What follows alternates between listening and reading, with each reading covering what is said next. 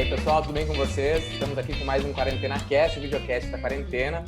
E hoje estamos recebendo a querida Aline Bey, paulista, formada em Letras pela PUC São Paulo e em Artes Cênicas pelo Teatro Escola Célia Helena. Editora e colunista do site cultural Oitava Arte. Ela lançou O Peso do Pássaro Morto e eu vi que essa semana saiu Formas Breves aqui com Rua Sem Saída, que já está disponível ali na Amazon. Seja bem-vinda, boa noite, Aline. Obrigada, Rodrigo, boa noite. Um prazer estar aqui com vocês. Obrigada pelo convite. Boa noite, Tim, como é que tá? Boa noite, Rodrigo. Boa noite, Aline. Boa noite. Bom, antes de tudo, obrigado por ter aceitado o nosso convite, de vir conversar aqui com a gente. Eu queria começar te perguntando, te fazendo uma pergunta a respeito do peso do pássaro morto. Era uma coisa que a gente até já tinha adiantado a conversa lá nos nossos papos no Facebook, né? E é o seguinte, né? O Peso do Pássaro Morto, ele foi recentemente adaptado para uma peça de teatro, né? Uma peça online. Ó, também tem aqui. Que legal. Foi adaptado para uma peça de teatro e, ao longo da trajetória do livro, ele conquistou um monte de leitores, né? E ganhou o São Paulo de Literatura. E aí eu fico pensando em tudo isso, assim, e às vezes eu tenho a impressão que nós, autores, às vezes não temos ideia do quão longe o livro pode ir, né? Porque a gente escreve o livro, enfim, aí ele vai para o mundo, né? E a partir daí a gente não tem muito mais controle, às vezes nem noção de como que ele vai impactar as pessoas, de que forma, os caminhos que o livro de fato vai seguir, né? E às vezes acontece de o livro se tornar alguma coisa muito maior do que a gente imaginava, né? E eu queria te perguntar isso, assim, tu também acha, assim, te impressiona com tudo que um livro pode se tornar, às vezes, ou tu te impressiona com tudo que o Peso do Pássaro Morto está se tornando, ou tudo que ele veio conquistando ao longo dessa trajetória do livro? Obrigada pela pergunta, André. É muito bonita a pergunta. Eu sou uma pessoa que não sou muito boa de prever futuros. Eu sou muito fincada no presente. Então, quando eu estou fazendo um trabalho, eu foco no meu processo de criação, eu foco no que eu estou vivendo naquele momento. E quando eu comecei a escrever O Pássaro, eu escrevi dentro de uma oficina de escrita do Marcelino Freire, né?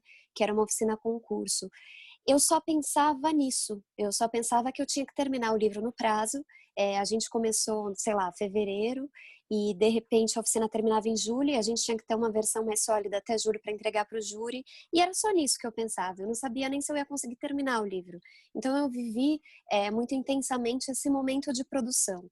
Depois, claro, o livro descansou um pouco, aí eu retomei o trabalho com a edição, né, com a editora Nós e a Edite, e aí eu publiquei. Quando eu publiquei, aí veio aquela alegria, né?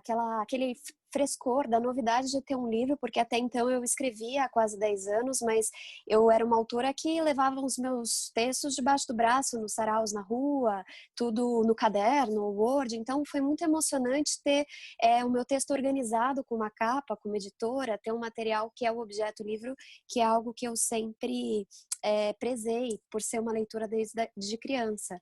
Então, cada processo, que eu quero dizer é que cada processo que eu vivi do livro, eu vivi com muita intensidade, com muita alegria, porque cada conquista para mim era enorme. Então, as coisas foram acontecendo, né, aos poucos. O que eu sabia é que eu ia lutar pelo meu livro muito, que é o que eu faço até hoje, todos os dias, e não só pelo livro, por tudo que eu publico, enfim, pela literatura. Eu sim me sinto uma ativista da leitura, e então eu sabia que ia ter luta. Agora, o que isso ia gerar? Não, é impossível saber, né? Eu não imaginava, até porque o meu estilo ele é muito experimental. Então, eu sabia que isso poderia e causa mesmo, né? Para algumas pessoas, uma certa resistência, que até foi um pouco conturbado no começo, antes do concurso, quando eu comecei a me reunir com algumas editoras. Era um estilo que oferecia uma certa resistência por ele não ser muito claro, né? Se é poesia, se é prosa, apesar de eu ter um conteúdo muito límpido, né? A minha narrativa, ela é clara, ela não é muito codificada, digamos assim. A forma, ela é um pouco experimental, então talvez assuste alguns leitores, né? E o mercado editorial sempre é muito resistente a qualquer coisa que lembre poesia ou que seja um pouco poético, porque acho que a poesia é algo tão grande, tão misterioso, que a gente não sabe muito o que fazer com ela, não sabe vender poesia, como se a gente não tivesse leitores de poesia, o que não é verdade. Então eu senti essa resistência no começo, mas isso nem um pouco foi uma coisa assim para eu mudar o meu jeito de escrever, enfim. Eu sabia só que eu ia ter que lutar um pouco mais para conseguir conquistar o meu espaço e escrever da maneira que eu queria, porque é algo que eu sempre prezei também e prezo é a liberdade. Então, eu acho que essa é a história. Eu comecei realmente a lutar pelo livro, vendo ele pela internet, e aos poucos ele foi conquistando os leitores, ele foi conquistando os espaços. Uma coisa que sempre me sentia provocada é que eu via assim, os escritores lançavam o livro depois de 6 meses, 1 ano, era como se o livro já tivesse antigo. E as pessoas nas entrevistas que eu assistia já perguntavam: o teu próximo projeto, o teu próximo trabalho, o que é muito bonito, mas eu fico pensando, mal se trabalhou um livro e já está pensando no próximo, mas a pessoa nem leu esse que o cara acabou de fazer, às vezes o cara ficou 10 anos para escrever o livro, né? A gente que é escritora que sabe o quanto é difícil escrever, e aí, de repente, depois de 6 meses o livro tá velho, porque É um foi lido absurdo, por né? 200 pessoas, é um absurdo, é bizarro, né? É bizarro. Então, isso eu pensava já. Que como a gente vive num país também que os leitores, eles vão chegando, né? A gente está formando os nossos leitores conforme a gente escreve. Eu sabia que não ia ter, assim, hoje o Pássaro já vendeu mais de 20 mil cópias, mas isso não foi no primeiro mês. É um trabalho que tem sido feito há quase 3 anos. Então, eu sabia que ia devagar, né? E o livro ainda tem muito para render. Então, eu sinto isso. Eu sinto que as pessoas parecem que não colocavam a mão na massa de fato na divulgação. Era como assim, lança o livro e manda para o mundo. Mas eu acho que é pouco só lançar. Eu As pessoas concordo não vão contigo. ficar sabendo que o livro foi lançado. Então, eu acho que é mais ou menos isso. É uma das coisas que eu e o André, a gente mais defende, assim, tipo, porque é um absurdo, assim, o escritor achar que quando ele põe o ponto final, entrega para a editora, o trabalho dele acabou. Senão ele simplesmente vai entregar um natimorto para uma editora, né? Se o escritor não faz a parte dele, de fazer o livro de fato acontecer, e por isso que eu acho que a gente tem que ter calma, até para vir a lançar o próximo, que legal que tu trouxe isso. E eu não sabia que já tinha vendido 20 mil livros, então parabéns, né? Obrigada. A gente tem uma piada aqui entre os escritores que vender 1000 livros é mais difícil do que tu sumir com um cadáver que tu esquartejou. Então tu já sumiu com 20 cadáveres. É uma boa comparação, porque é difícil mesmo. É É muito difícil. difícil. Aline, antes da gente adiantar ali, que eu sei que o Tim tem outras perguntas interessantes, só queria te contar um negócio. Eu fiz uma oficina aqui de 2 tardes com o Marcelino aqui em Porto Alegre, na Fest Poa, e ele contou o teu exemplo ali. E claro que o Marcelino é o máximo, né? Ele provoca a gente, um cara genial, assim. E aí eu não me lembro nem se já tinha saído o teu livro.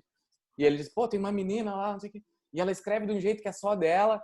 E eu já tava ficando nervoso, porque daqui a pouco os colegas já estavam copiando. E eu dizia, Aline, tem que acabar esse teu livro lançado uma vez, porque senão depois que vai pro mundo, os outros vão fazer parecido.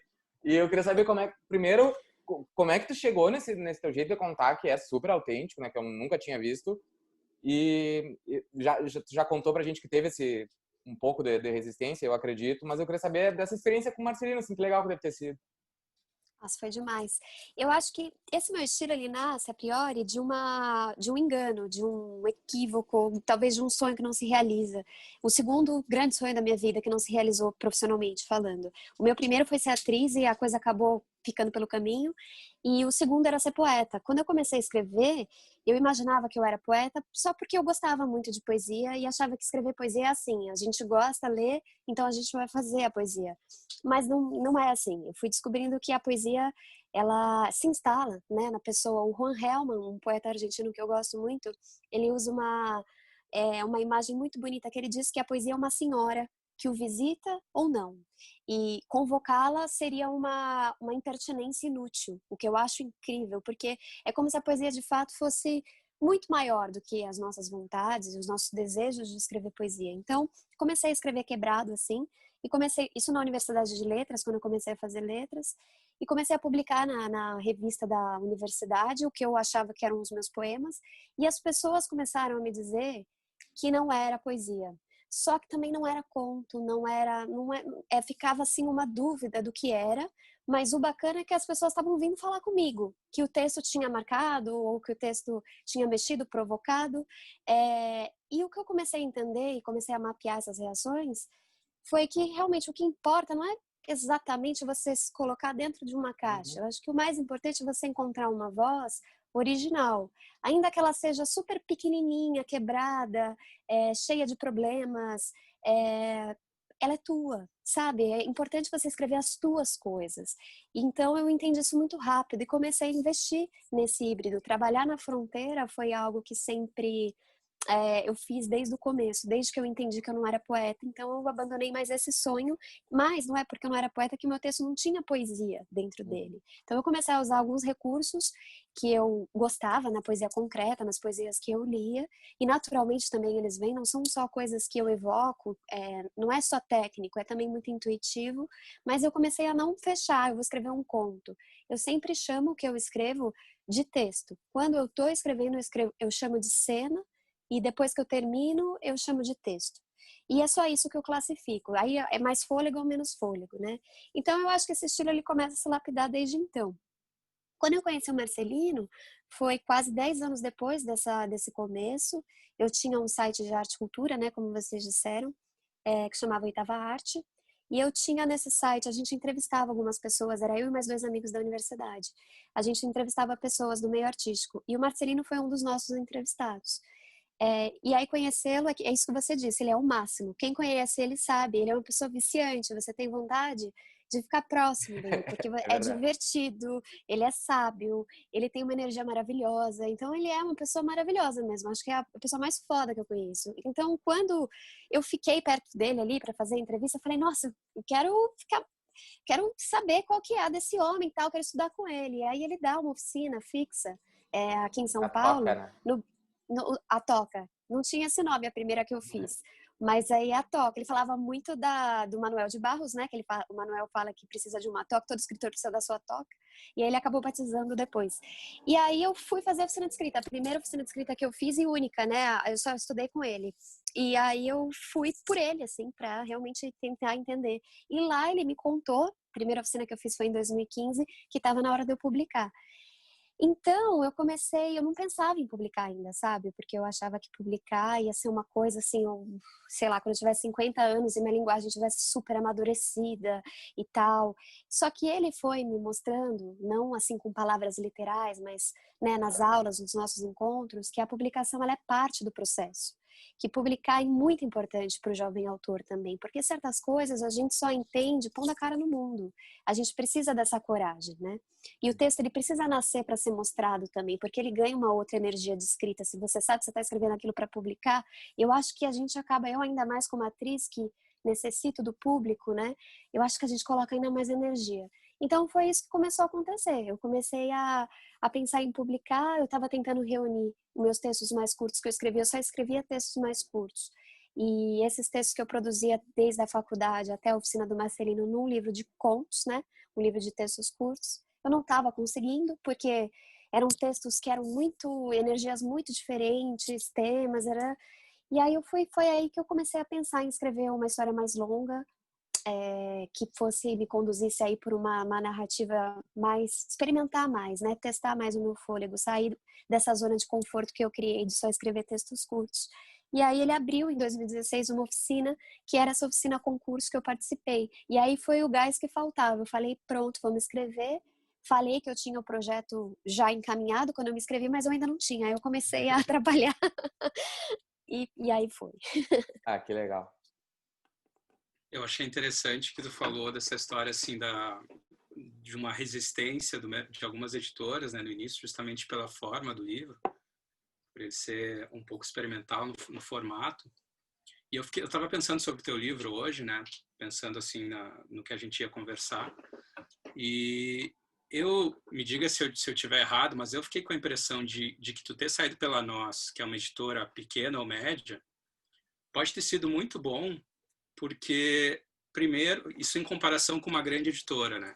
Porque eu acho assim, a gente sabe que nas editoras pequenas a gente tem um contato muito mais próximo com o editor, né? E isso, em muitos sentidos, é muito positivo, né?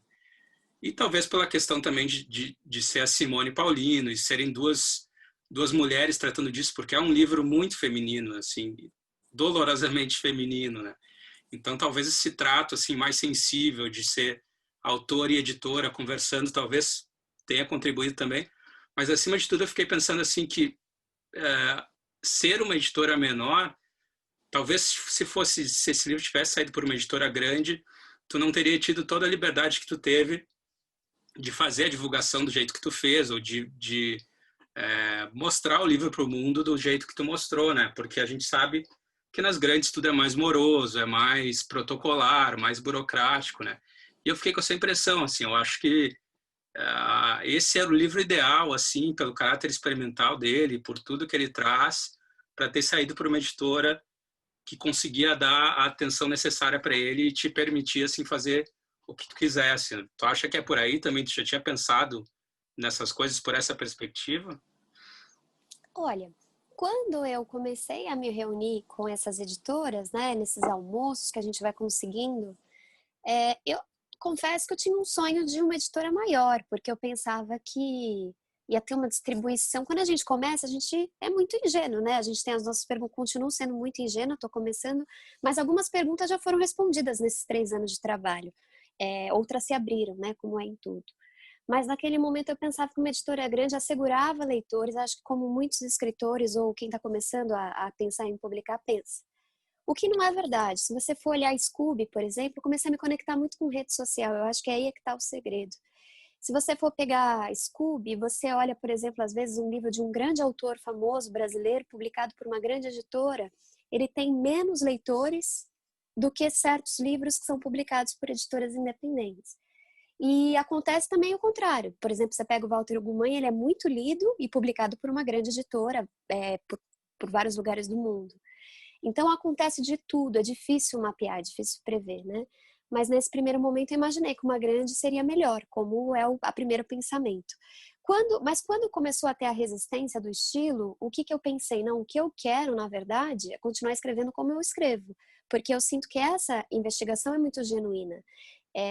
Eu trabalho justamente com os meus limites. Essa fragmentação tem muito a ver com o meu jeito magro de dizer. Então eu acho que aí é que está a minha essência. E claro que eu quero melhorar e desenvolver, não quero cristalizar nada, mas eu queria continuar na minha investigação, no meu fluxo de processo, e não que viesse uma mão de editora para falar de fora coisas que eu vou ter que entender de dentro sozinha e às vezes depois de uns anos, tomando um pouco na cara, sabe, primeiro. Eu acho que esse processo é muito mais genuíno do que vir alguém te dando uma fórmula, etc.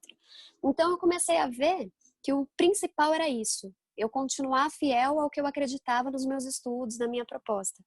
Quando abriu o concurso a priori, quem ia publicar é a Editia, que é um selo do Marcelino Freire, que publicou a Carol Rodrigues com Sem Vista para o Mar. Ia publicar, maravilhoso, uma grande escritora, a Carol. Ia publicar a Shelis Manioto, que também ganhou esse mesmo concurso que eu ganhei, só que ela ganhou o prêmio Sesc, então ela foi para a Record.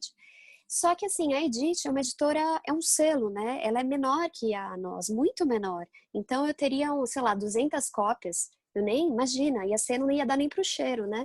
Mas a priori o que eu queria mesmo era publicar, fazer e tal. Não estava nem pensando nisso. O que acontece? Como é que a Simone Paulina entrou, né? O Marcelino, ele criou um júri de editores e escritores, uma bancada mesmo, tipo de TCC, assim, alguma coisa assim. Nesse dia que a gente se apresentou os projetos, e a Simone era uma dessas juradas. E ela adorou os projetos, ela achou muito legal, porque tinham livros muito incríveis mesmo. E ela entrou. E o fato dela ter entrado, eles combinaram naquela noite, não foi nada que eles programaram, foi uma coisa que aconteceu realmente muito ao acaso, muito pela força do encontro. E aí eu fiquei radiante. A editora Nós, hoje, ela está mais experiente, mas naquele tempo acho que ela tinha 2 anos de existência só. Então éramos todos muito jovens, apesar de Simone ser uma escritora e uma editora experiente, a Nós era jovem. A Nós tinha acabado de nascer. Mas era uma editora que já te lançava com 1.000 exemplares. Então você imagina, eu estava de 200, fui para 1.000, eu já achei que eu estava, quando deu certo o concurso, né? Quando a Nós entrou, todo mundo ficou radiante. E naquela noite que ela entrou, a gente só ficou sabendo os finalistas e não o vencedor. Ainda teve depois mais um mês de espera para a gente descobrir quem ia vencer. Mas todo mundo ficou radiante, porque foi um salto para todos. E eu acho que foi realmente muito, muito incrível trabalhar com a Simone, ter uma editora como a Editora Nós, que é uma editora tão contemporânea, tão voltada aí para os escritores, né, que estão começando, que estão lançando, escritores muito experimentais, e logo chegou a Scholastic na editora, enfim, outras grandes autoras. É uma editora que está publicando muitas mulheres fodas, assim, então é muito legal ver que a editora está entrando realmente num perfil, está encontrando o seu caminho, né? Eu fiquei muito feliz de trabalhar com eles. E é um pouco aquilo que eu contei para vocês. Eu sou muito do presente. Quando a coisa aconteceu, eu não queria... Para mim, eu estava casada. Eu não precisava de mais nada. Eu não pensava nem nas outras que eu tinha me reunido e tal. Aquele projeto com aquele livro estava feito, ia ser incrível. Eu estava muito feliz. E tem sido muito bom. O fato de eu poder vender meus livros também, como o André mencionou, eu acho muito legal. Porque agora, ainda que aconteça em algum momento da minha carreira de ir para uma editora maior, o meu perfil já está traçado. Então, se alguém me quiser, já sabe como eu sou e já começa a ter mais voz para pedir coisas, né? Porque quando você está num primeiro livro, as pessoas já estão, parece que já está fazendo muito de te publicar. Mas quando você começa já a ter o seu perfil de trabalho, as editoras, se quiserem você, já sabem bem como você trabalha e acho que isso é um alívio para todos. Não, então, acho que foi tudo muito certo. Depois de vender 20 mil exemplares, fica muito mais fácil das cartas. Né? Fica mais fácil, os números dizem por si só. Isso aí é super interessante, né? Esse fato, aqui em Porto Alegre também teve eu acho que foi a Simone, eu não sei se é mais uma editora aqui na nossa, que estava aqui em Porto Alegre no lançamento do marroquino que lançou aquele Que Não É Digno de Ser Amado, livro super bom. E aí elas estavam falando na mesa lá que a gente estava assistindo e ela também citou e ela disse que também se surpreendeu porque tipo quando elas pegam um autor que é estreante, assim, por mais que tu diga, eu devo imaginar que todos os autores devem dizer que vão trabalhar pelo seu livro. Só que, na verdade, é que 99% não trabalha pelo seu livro. Fica com vergonhinha de botar a cara na internet e assumir que a gente tem que fazer o livro viver. E aí ela disse que começou, tipo, a te mandar, sei lá, 200 cópias. Daqui a pouco, uma semana depois, a Aline pedia mais cópias. Aí, não sei das quantas, ela já não, vou mandar 500, porque se ela vende 200... E aí começou assim, ela disse, eu nunca tinha visto uma coisa dessa. E eu acho que também muda um pouco o paradigma, assim, porque o Tim faz a mesma coisa, eu também vendo direto pelo direct. E acho que pro leitor também é super legal, porque que é um dos objetivos lá do Fest Fronteira que eu faço em Bagé. Tirar o escritor do pedestal, botar ele na altura do público e juntar, porque a gente tá aqui, tá vivo, então a gente tem que conversar com o nosso leitor, né? Nossa, concordo totalmente. Tem um negócio aí, né, Rodrigo, assim, porque às vezes o autor não sabe fazer isso, né? Eu e o Rodrigo, a gente brinca, assim, que tem gente que pegou o método Aline B e estragou o método Aline B, né? Porque o cara faz spam, né? Não, o pessoal tá fazendo não spam, aí tá errado. Quando tu faz, tu tem toda uma delicadeza, um cuidado, tu conversa com a pessoa, não é só simplesmente colar um texto padrão ali, né? O spam hoje tá complicado. Não, e hoje, assim, banalizou um pouco, né? Porque as pessoas se apropriaram meio desse método de divulgação, mas fazem sem muito critério, né? Eu que tenho estudado bastante a parte do marketing, assim, eu vejo que, na verdade, eles não fazem divulgação, eles só fazem spam, né? Porque, primeiro, tu tem que ter gerado uma curiosidade na pessoa. Segundo, tu já abriu um diálogo, tu conversou sobre alguma coisa e aí surge o assunto do livro. E é isso que é legal e é isso que faz a venda ser orgânica, né? Agora, tem umas pessoas que estão sem noção e, tipo... E tem tanta gente aí que eles podiam te chamar, tenho certeza que tu ia conversar. Eu, quando fui lançar o Andarilhos lá em 2017, eu chamei o Gustavo Ávila, pedi umas dicas pra ele, o cara super aberto me deu. Um monte de gente vem falar comigo, pede dica e, tipo, tá aí, o mercado não é pra todo mundo, né? E que bom que seja, e o mercado literário, pelo menos né, nessa parte, é super interessante. E que legal que tu tá trazendo isso aqui no videocast, porque nosso público é praticamente leitor e escritor iniciante e as pessoas precisam saber como fazer, né? Sim. E você sabe, no primeiro momento, eu acho que uma coisa importante de dizer é que você precisa ter material para divulgar esse livro, né? Porque a pessoa quando vai na livraria, enfim, ela tem a chance de tocar teu livro, abrir teu livro, ver se é isso mesmo, se ela quer ler aquele livro naquele momento, né? Tem um encontro natural da livraria que é muito legal. E então eu sempre pensava isso, como é que eu vou vender? Eu sou uma autora estreante, o livro não tinha resenha de lugar nenhum, vou falar que eu lancei o livro, a pessoa pode até achar que eu vou roubar ela, assim, né? Ela deposita e eu vou pro Caribe com o dinheiro, assim, né? Eu ficava pensando isso, assim, fico até... Quando eu tenho eu sempre anoto as pessoas que eu tô vendendo e eu falo que eu vou no correio no dia, eu ganho essa responsabilidade de ir no correio no dia, para mim é muito sério, porque a pessoa confiou em mim, etc. Então, o que eu fiz num primeiro momento? Eu mandei um monte de pássaro, sei lá, uns 100, 200 exemplares para blogs que eu achava o máximo. mas não, tipo assim, os grandes, porque às vezes é isso que acontece também, que eu sinto. O autor tá começando, só que ele quer ser notado pela Folha de São Paulo. Mas assim, o cara nem começou a criar o público dele. E ele nem olhou pro blog que tá do tamanho dele, que tem ali poucos seguidores, que tá fazendo um trampo genuíno, bacana, na raça. Então o que eu pensei foi, realmente, trabalhar com quem também está começando. Então eu mandava para esses blogs, esses zigs do Instagram, essa hashtag é uma coisa muito legal, porque você consegue mapear super legal as reações do teu livro, os leitores, o perfil dos leitores, etc. É um estudo mesmo que você tem que fazer, né? Perder umas horas aí, bastante tempo se Investir umas horas, dedicando. né? Precisa. E aí eu mandei para essas pessoas todas, e aí aos poucos foi saindo as resenhas, e a partir dessas resenhas eu conseguia vender meu livro. Porque a pessoa falava, você escreve sobre o quê? Eu contava um pouco. A pessoa fala, você tem algum material para eu ler sobre? Porque eu contando sou eu mesma mãe do filho, né? Aí eu mandava as resenhas e tal, aí começou. Então foi muito importante esse primeiro momento de formar o... eu falo sempre que, sei lá, você tem que mandar seus livros para os formadores de opinião. Não dê seu livro de graça para as pessoas também. Porque muita gente às vezes está no inbox e fala, você quer meu livro? Não é uma banana, né? Assim, é o teu livro, é o teu trabalho, você tem que valorizar. Então, dá o seu livro para as pessoas que vão formar opinião, que te ajudem a formar teu público. E não assim, pá, toma meu livro e tal, assim, sem nenhum cuidado com o teu próprio trabalho, né? Isso aí me ajudou um monte ali com Andarilhos, em especial, e agora com Ainda que a Terra se Abra. Tipo, eu mapeei todo mundo que leria o estilo que eu escrevia e fiz isso que tu disse. Eu mandei lá para os pequenininhos, pessoas que tinham 200, 300 seguidores, mas que me geravam um repost, mas que me ajudavam, que indicavam para outras pessoas. E o mais legal da Twi com gente que está começando também é porque o quanto eles se sentem parte daquilo, eles te ajudam, eles compartilham, eles legal. torcem por a gente e isso é super interessante, né? É uma ajuda mútua, né? Porque quando o canal e o escritor estão em caminhos parecidos, é genuína assim essa vontade de um querer ajudar o outro. É verdade, é muito legal. Aline, eu estava pensando sobre o livro também, né? Sobre a história em si. E eu falei antes assim que era um livro muito feminino, né? Dolorosamente feminino. Eu usei esse adjetivo. E em função disso assim, eu estava pensando que por ser assim esse livro, talvez as mulheres consigam captar algum tipo de coisa que talvez seja mais difícil para nós homens captarmos, né? Porque eu não quero entregar muito do livro assim, mas tem coisas que são muito do universo feminino ali, né? Outras não, é possível de gerar uma identificação assim mais masculina, mas a grande parte do livro vai muito por esse caminho, assim. E eu, conforme li o livro, eu associei muito a personagem à minha filha. Porque na época que o livro saiu, o livro começa com a personagem quando ela tem 8 anos, e na época a minha filha também tinha 8 anos. Então,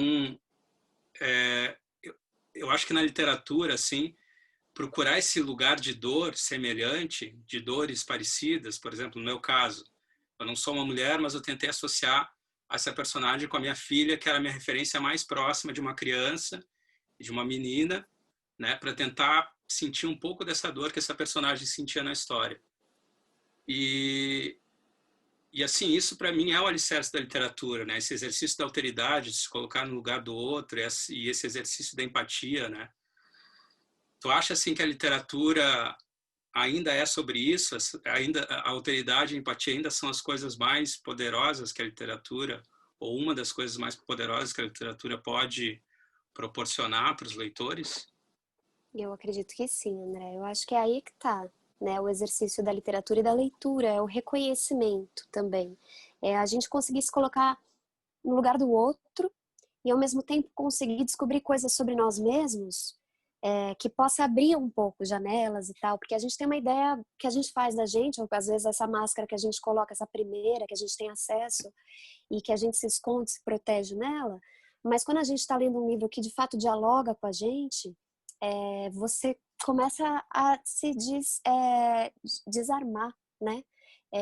Às vezes eu leio livros assim que falam tanto sobre mim, em lugares tão que eu tento tanto esconder, que eu até fecho um pouco, assim, eu falo, parece que a palavra está te observando, sabe? Parece que a palavra te achou. E eu acho que esse sentimento de vulnerabilidade, de autoconhecimento, de se colocar no lugar do outro, isso só pode fazer bem. E a arte tem a arte faz isso com muita tranquilidade, né? Ela consegue, além de te oferecer uma experiência estética, ela consegue também te colocar mais humano no mundo, né? Te lembrar que você é um ser humano que está no mundo junto com muitos outros que estão e estavam. E eu acho que é mais sobre o quanto a gente se parece do que sobre o quanto a gente é diferente. Eu já recebi cartas e mensagens de homens, né, que leram o livro, tão sensíveis quanto as leituras que eu recebo das mulheres. Tão sensíveis quanto. Então, eu acho que é muito mais esse exercício de se colocar em situação, porque eu leio vários homens que escrevem histórias sobre homens em situações que eu nunca vivi, nunca viverei, mas eu consigo reconhecer aquilo. Eu consigo, é a semente do humano. Se você coloca ali o que é humano, somos humanos, apesar né, dos gêneros e todas as diferenças. Tem algo ali que dialoga com o meu estar no mundo também. Tem uma chave ali, e ainda que não dialogue, tem uma compreensão de tá, essa existência dessa maneira, compreendo. É que nem você falou da sua filha, eu não sou uma menina de 8 anos, mas eu tenho uma filha, né? Eu consigo olhar através do meu amor por ela, eu consigo absorver essa experiência. Então, eu acho que também esses caminhos funcionam muito bem. O importante é o leitor estar aberto para o jogo que a leitura propõe, e que o escritor também saiba conduzir, né, essa história através de uma forma imaginativa, respeitosa, com o leitor, aberta, sem querer fechar ou dar respostas ou resolver. Eu acho que o tipo de literatura que eu mais os frutos são as literaturas que abrem perguntas, que dão espaço para dúvida, que há silêncio, que a gente não encontra tudo. Pelo contrário, a gente fecha, parece que fica ainda fervilhando mais do que estava antes. Parece que você fica pior no melhor sentido da coisa, sabe? Você fica mais provocado, mais incomodado, dorme pior. Eu acho que esse é o tipo de leitura que eu gosto. Muito bom. Legal. Eu estava... Aqui no canal a gente fala muito sobre o próprio mercado editorial também, né? Então, frequentemente a gente faz essa pergunta para os autores e autoras. Eu acredito assim, o modelo de negócio do livro, ele às vezes se mostra muito ineficiente, né? Quando a gente olha para a conta, por exemplo, né, falando de números mesmo, de 10% para o autor e talvez 50% para uma livraria, às vezes soa meio injusto, né? Porque, pô, nós somos autores, a gente teve todo esse trabalho de, enfim, conceber uma obra, né? O que tu acha, assim, desse negócio, como está hoje, o que pode ser daqui para frente, né? Eu sei que tu falou que tu não é boa em prever o futuro, mas fazendo um exercício aqui de tentar imaginar como as coisas estão agora e o que pode acontecer, né? Será que esse caminho, assim, dessa ponte direta entre leitor e editora pode ser um modelo sustentável a médio prazo? Ou será, por exemplo, que essas livrarias de bairro, que tem que se mostrar uma alternativa legal para contrapor um pouco essa coisa das grandes livrarias, da Amazon, por exemplo, que vem devorando tudo? O que tu pensa assim, sobre para onde pode ir o mercado editorial e o negócio do livro? Eu acho... É desafiadora a pergunta, né? Até porque eu sou escritora, eu não trabalho na linha de frente eu vendo o meu próprio livro, mas eu não trabalho na linha de frente das vendas, né? De livros, como isso, eu não estudo esses dados, mas como a minha experiência, assim, como leitora, eu acho que as livrarias que mais funcionam, sabendo que a gente mora em São Paulo, né? Pelo menos eu, moro em Barueri, na verdade, mas tenho acesso a São Paulo porque é muito próximo. Percebo que as livrarias hoje que mais funcionam são as menores, as livrarias mais que têm uma preocupação maior com o afeto, com o encontro, com a troca, onde os livreiros são livreiros por paixão, por amor, porque são leitores, porque sabem o que estão vendendo. Então você cria um núcleo ali de uma bolha mesmo de afeto, que você vai na livraria não só para comprar o livro que você está afim, você vai para conversar com a pessoa, você vai para conhecer gente nova. Você vai para descobrir um autor, entendeu? Porque a pessoa vai te indicar como um guru. Por exemplo, o Buenas Bookstore, que é uma pequeníssima livraria que tem dentro de um teatro, o Teatro Cemitério de Automóveis, em São Paulo, que é do Buenas, Tarcísio Buenas. Eu ia ali só para ouvir o Tarcísio falar. o que ele achava do Kerouac, o que ele achava dos Beats, o que ele achou do novo disco do Bruce Springsteen. Eu ia lá para me divertir, para conversar com uma pessoa inteligente, para descobrir novos nomes. Então, eu acho que quem gosta de ler tem muito isso da troca. E eu acho que tudo que a gente focar isso, não só... Eu percebo que não só nos livros, eu acho que esse novo modelo de mercado, que é um modelo mais intimista, mais preocupado, não com o capitalismo selvagem, mas com um consumo mais consciente, mais pessoal, assim, eu acho que tem funcionado melhor. Isso, assim, é o que eu estou falando, observando a minha bolha, né?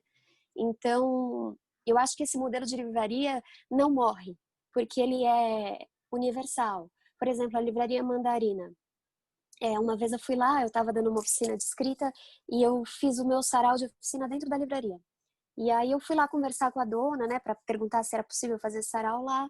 E a gente começou a conversar e ela me falou de uma coisa que acontecia na Argentina, que a pequena livraria, convidava um grande autor para ser livreiro por um dia. Então você imagina, olha que ideia maravilhosa, Legal. né? Tanto para o escritor, que é uma troca, pelo menos para mim, seria maravilhoso, eu adoraria essa troca. E para o leitor, imagina, você vai lá e tem um autor que você admira ou que você gostaria de ler e o cara te atende e oferece um livro que ele gosta, um pouco como aquela curadoria que a TAG faz, né? Convida um grande autor para selecionar um livro incrível. E eu acho que isso tudo é a experiência, né? A gente compra a experiência, não é só o livro. Então, eu acho que isso não tem Amazon que consiga engolir. Claro que são ganhos muito diferentes, né? São estruturas muito diferentes, mas eu acho que há espaço para tudo. Eu também compro meus livros pela Amazon. Às vezes, quando eu não posso sair, não estou nem falando da pandemia, né? Vamos suspender o tempo num outro tempo. Eu comprava tanto pela Amazon e também eu gostava de ir na livraria para ter essa experiência. Então, eu acho que tudo convive. Quando você compra com o autor, você sabe que você está ajudando o autor ativamente, como o André trouxe. Pô, o autor ganha só 10%. Quando eu estou vendendo meu livro, por exemplo, para alguns leitores que são mais questionadores e me perguntam por que o meu preço não é tão bom quanto o da Amazon, e eu explico, o cara compra comigo. Porque ele fala, não, eu entendi, claro, para você é muito mais vantajoso, o dinheiro vai para você, vai a maior parte para você e outra, vai vir com autógrafo e outra, estou ajudando você. Então, assim, a pessoa é um consumidor ativo, não é só um leitor, é um leitor ativista, ganha. né? Exatamente, ele está não só comprando o livro, ele está incentivando você a continuar escrevendo, porque ele acredita nisso, na cultura, no país. Então, você não está só comprando um livro, você está ajudando o escritor a se manter escritor, isso é muito forte, é muito político. Então, eu acho que cada vez mais esse consumidor consciente interessa, sabe? Sim. Com certeza. Bom, então chegamos no nosso segundo bloco aqui do videocast, que é aquele momento em que a gente faz uma breve indicação literária. Vamos começar hoje, então, pela nossa convidada, Aline Bey. Bom, eu queria indicar um livro que tá me enlouquecendo. Ele tá dentro desse aqui, da prosa da Hilda, é o Fluxo Floema. E é um baita livro, é o primeiro livro em prosa da Hilda, ela publicou na década de 70, ela já estava escrevendo poesia há um tempo, e dá para notar, né, porque é um domínio total da linguagem, mas o que a Hilda faz é muito revolucionário, porque ela não precisa de enredo, né, para te prender numa história, é pura abstração da linguagem, é puro ritmo, são imagens muito inovadoras, assim, ela te leva para lugares que você nunca foi e não vai sem a Hilda jamais, assim.